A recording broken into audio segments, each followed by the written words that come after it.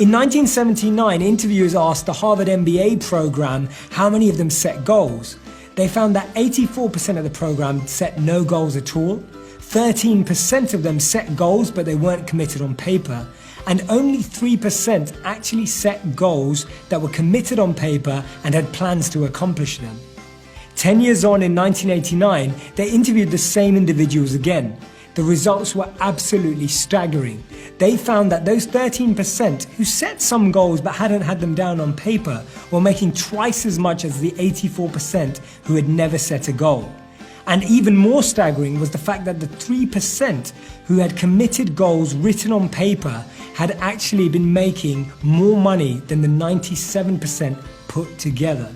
Today's session is all about how you can make those goals. I'm going to share with you 3 questions that will help you reflect on the goals that maybe you've already set for the new year, or maybe goals that you're about to set.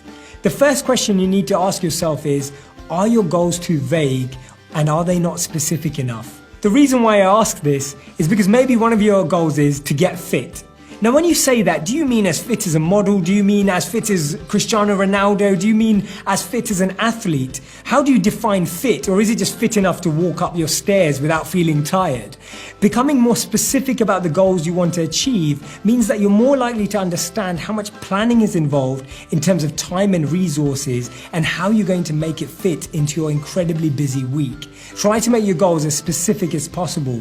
The second question you need to ask yourself is, are your goals too grand to be achievable? Now, I'm a big believer in defining your destiny and reaching and accomplishing your goals, but Bill Gates said a fantastic piece of wisdom that I want to share with you. He said that actually people overestimate what they can do in 1 year and underestimate what they can do in 10 years. We always feel that we can make a bigger change quickly by impulsively acting rather than building blocks that will actually be great foundations for future success. What you need to do this year is actually try and find digestible blocks of work, little pieces of action that will help you effectively bring about change in small areas of your life. When these add up and build together, you'll gain momentum, and that will affect things in the future for you as well.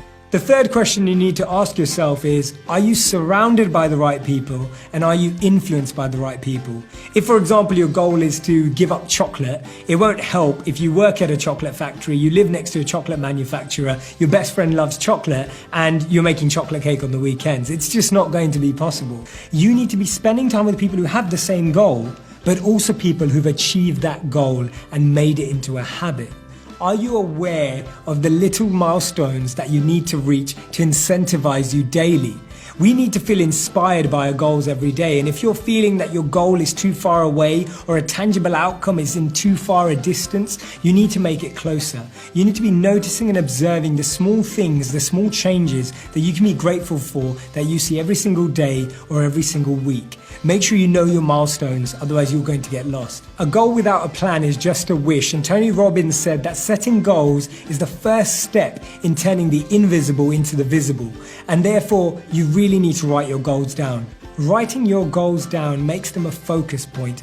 It makes sure that everything you're doing in life becomes aligned with those areas. We have to make sure that what you want and what you're thinking about, what you say and what you do are in line. That's how we create harmony in our lives.